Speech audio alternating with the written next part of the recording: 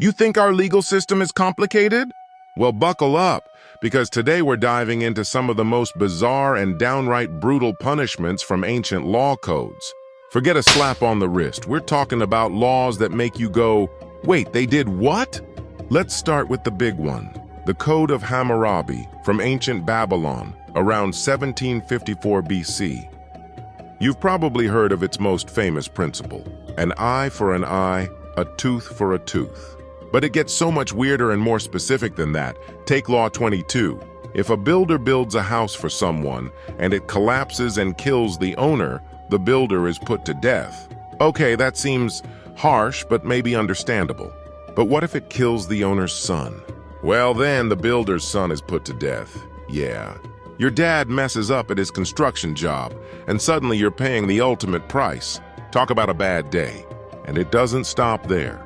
Imagine you're a doctor or a surgeon back in Babylon. According to Law 218, if you perform a major operation on a nobleman and he dies, or you cause him to lose an eye, your hands are cut off. The very tools of your trade gone, just like that. But here's the kicker. If you operate on a slave and he dies, you just have to replace him with another slave. It shows how much your punishment depended not just on your crime, but on who you committed it against.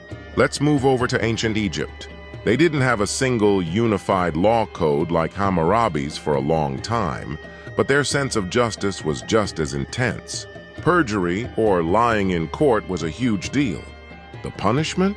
They could cut off your nose and your ears and then banish you to a remote, desolate fortress on the border of Nubia. This place was literally called Rhino Karura, which means cut off noses. Imagine an entire town populated by people disfigured for the same crime. It was a walking, talking warning sign to everyone else. Don't lie. But perhaps the most bizarre punishments come from the Hittites, an empire in ancient Anatolia. Their laws were, in some ways, more lenient than Hammurabi's, often favoring fines over physical punishment. But their sense of what's weird was off the charts. For instance, there were incredibly specific laws about bestiality. And the punishments were creative. According to one law, if a man has relations with a cow, it's a capital offense, and he's executed.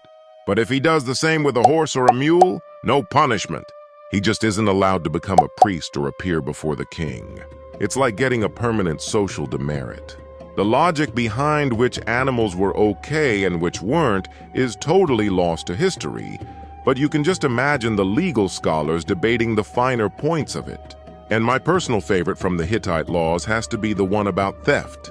If someone steals a beehive, they were fined a certain amount of silver. But what if they steal just the bees without the hive? Well, the thief had to be stung by bees. The law doesn't specify how. Do they just shake a swarm of angry bees on you? Do you have to stick your hand in a hive?